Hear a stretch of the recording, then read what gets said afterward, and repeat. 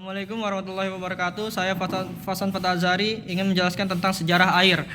Oksigen tersedia melimpah di sekitar permukaan bumi dan bukan di luar angkasa, karena kehidupan makhluk hidup pada umumnya berada di sana. Demikian pula air, kemudian molekul yang tersusun dari 2 atom hidrogen dan 1 atom oksigen. Ini banyak tersedia di bumi, di laut, danau, sungai, di dalam tanah, dan atmosfer berupa uap air yang biasa tampak sebagai awan. Semuanya disediakan oleh Allah untuk menunjang kebutuhan mendasar makhluk hidup ciptaannya yang berada di bumi. Dalam buku tafsir ilmi air dalam perspektif Al-Quran dan sains yang disusun Lajnah Pentasbihan Mushaf Al-Quran Badan Litbang. Dalam buku tafsir ilmi air dalam perspektif Al-Quran dan sains yang disusun Lajnah Pentasihan Mushaf Al-Quran Badan Lintang dan Diklat Kementerian Agama RI bersama Lembaga Ilmu Pengetahuan Indonesia LIPI menjelaskan bahwa air meresap ke dalam bumi melalui hujan. Sebagian air dari yang dalam buku tafsir ilmi air dalam perspektif Al-Quran dan sains yang disusun Lajnah Pentasihan Mushaf Al-Quran Badan Lintang dan Diklat Kementerian Agama RI bersama Lembaga Ilmu Pengetahuan Indonesia LIPI menjelaskan bahwa air meresap ke dalam bumi melalui hujan. Sebagian dari air yang meresap ke tanah akan tetap tertahan berada di dalam sebagai kelembaban tanah atau mengalir ke dalam lapisan batuan yang lebih dalam dan tersimpan sebagai air tanah dalam. Dalam buku tersebut dipaparkan di daerah hilir yang lebih rendah, air tanah dalam akan keluar kembali sebagai mata air di hulu-hulu sungai atau pada tebing-tebing yang tertoreh. Apabila air tanah yang mendapat tekanan yang cukup kuat, mata air akan dapat menyembur ke atas sebagai mata air artesis. Hal tersebut sebagaimana firman Allah Subhanahu wa taala dalam kitab suci Al-Qur'an surah Al-Qamar ayat 12. Artinya, dan kami jadikan bumi memancarkan air mata air. Maka bertemulah air-air itu untuk suatu urusan yang sungguh-sungguh telah ditetapkan. Nama saya Rafa Hauga Arya Setio akan melanjutkan menjelaskan tentang sejarah air. Di dalam Al-Quran terdapat lebih dari 200 ayat yang secara langsung menyebut kata alma yang bermakna air atau hal-hal lain yang berhubungan dengan air seperti hujan, laut, sungai, mata air, dan sebagainya. Dalam rangkaian ayat-ayat tersebut, Al-Quran juga membahas masalah air dan fungsinya di alam. Misalnya air sebagai penopang kehidupan makhluk hidup di bumi, daur hidrologi air ataupun air sebagai sarana transportasi sebagaimana difirmankan Allah dalam Al-Quran surah Ibrahim ayat 32 yang dimana artinya Allah lah yang telah menciptakan langit dan bumi dan menurunkan air hujan dari langit, kemudian dengan air hujan itu dia mengeluarkan berbagai buah-buahan sebagai rezeki untukmu, dan dia telah menundukkan kapal bagimu agar berlayar di lautan dengan kehendaknya, dan dia telah menundukkan sungai-sungai bagimu. Keberadaan air di bumi adalah sebuah keistimewaan karena secara teoritis kemungkinan keberadaannya di tempat lain di alam semesta sangat kecil sekali. Pada daerah tata surya kita, air banyak didapati di luar bumi tetapi pada umumnya dalam bentuk gas atau es.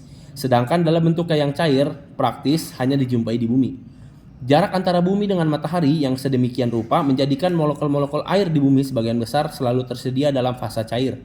Selain jarak yang proporsional, bumi juga berotasi mengelilingi matahari. Hal ini mengakibatkan distribusi dan fluktuasi suhu di permukaan bumi bergerak dinamis.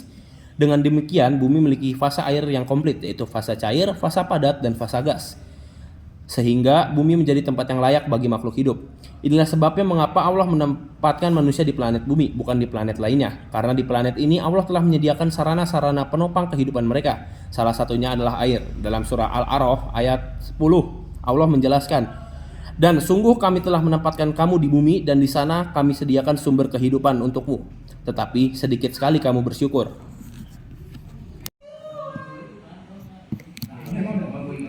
Assalamualaikum warahmatullahi wabarakatuh. Perkenalkan, nama saya Muhammad Ridho dari kelompok Karibara, dan di sini saya akan menjelaskan jenis-jenis air. Saya akan menjelaskan air mutlak. Nah, air mutlak itu adalah air suci secara zatnya serta dapat digunakan untuk bersuci. Menurut Abu Suja, ada 7 air yang masuk dalam kategori air mutlak. Beliau mengatakan air yang dapat digunakan untuk bersuci itu ada 7 macam, yaitu ada air hujan, air laut, air sungai, terus ada air sumur, terus ada air sumber mata air, terus air salju dan air es. Nah, yang pertama air hujan. Air hujan itu kan air yang jatuh dari langit, dan air itu adalah air paling suci dan dapat digunakan untuk bersuci. Yang kedua ada air laut. Air laut merupakan air yang terdapat di laut dan memiliki kandungan garam. Air laut ini boleh digunakan untuk bersuci. Terus ada air sungai. Nah, air sungai ini biasanya air yang mengalir dari hujan gitu, terus mengalir di sungai. Berikutnya ada air sumur. Air sumur itu bisa air tanah dan ditampung. Terus ada air mata air. Air mata air itu air sama yang dari tanah, tapi kualitasnya lebih bagus. Terus ada air salju. Air salju itu dia itu sama kayak hujan, tapi bentuknya padat. Jadi air yang dari cairan salju ini boleh digunakan untuk bersuci. Terus ada air es. Air es merupakan air yang membeku. Nama Zik Muhammad Zaki akan menjelaskan tentang air musyamas dan air mustamal.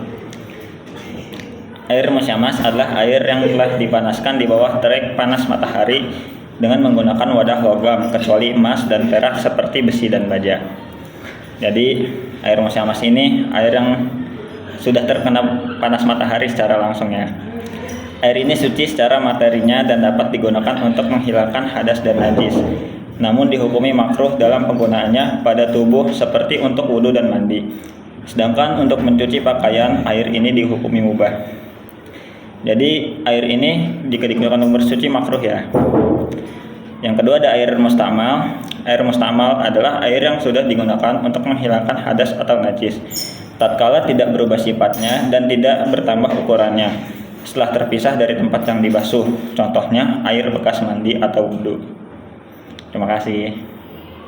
Selanjutnya air mutanajis. Air mutanajis bukanlah air yang dihukumi najis secara zatnya sebagaimana air kencing atau air liur anjing. Air mutanajis adalah air yang awalnya suci namun telah berubah hukumnya menjadi najis karena tercampur dengan sesuatu yang najis seperti darah, kotoran cicak, dan lain sebagainya. Adapun keadaan air tersebut bisa dihukumi mutanajis adalah ketika air tersebut telah mencapai 2 kulah atau kurang dari 270 liter kemudian terkena najis, maka air itu akan dihukumi mutanajis tatkala telah berubah salah satu dari sifatnya baik bau, warna ataupun rasa. Yang kedua, jika air kurang dari 2 kulah maka akan tetap dihukumi mutanajis karena terkena sesuatu yang najis meskipun salah satu sifatnya tidak berubah. Wallahu a'lam bissawab. Saya Bagus Ahmad Al-Farizi akan menjelaskan air mutakhayyar. Air mutakhayyar adalah air yang telah berubah salah satu sifatnya baik warna, bau, atau rasa karena telah tercampur oleh sesuatu yang suci dan perubahan yang mencegah kemutlakan nama air tersebut. Contohnya air sumur yang telah tercampur dengan air kopi.